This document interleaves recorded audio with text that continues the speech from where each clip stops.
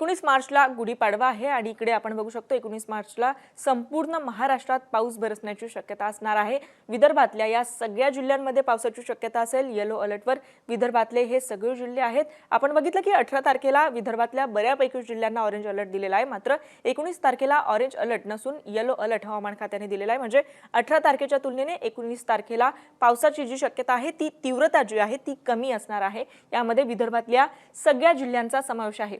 Orange alert कुठे आहे तर जळगाव, नाशिक, संभाजीनगर, अहिल्यानगर, बीड, जालना आणि परभणी। जसे की हवामान खात्याने ट्विट करत म्हटलेलं आहे त्या पद्धतीने मध्य महाराष्ट्रात गारपीटीची जास्त शक्यता 19 तारखेला असणार आहे। ऑरेंज अलर्टवर मध्य महाराष्ट्रातले आणि उत्तर महाराष्ट्रातलं जळगाव असा हा सगळा भाग असणार आहे। त्याचबरोबर इकडे नंदुरबार, धुळे, नाशिकचा घाटाचा परिसर, पुणे, सातारा, सांगली, रत्नागिरी, कोल्हापूर, याचबरोबर लातूर, धाराशिव, नांदेड, हिंगोली आणि विदर्भातले जिल्हे हा जो सगळा भाग आहे आता मी सांगितलेला तो येलो अलर्टवर असणार आहे।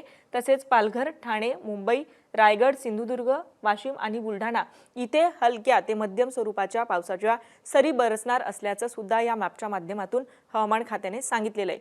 20 तारखेला काय स्थिती असेल 20 मार्चला तर 20 तारखेला पावसाची जी तीव्रता आहे ती कमी झालेली असणार आहे। ऑरेंज अलर्ट 20 तारखेला कोणत्याही जिल्ह्याला देण्यात आलेला नाहीये, म्हणजे सगळ्यात जास्त धोका कधी आहे तर तो 18 आणि 19 तारखेला असणार आहे। 20 तारखेला सुद्धा धोका असेल, मात्र त्याची तीव्रता कमी असेल।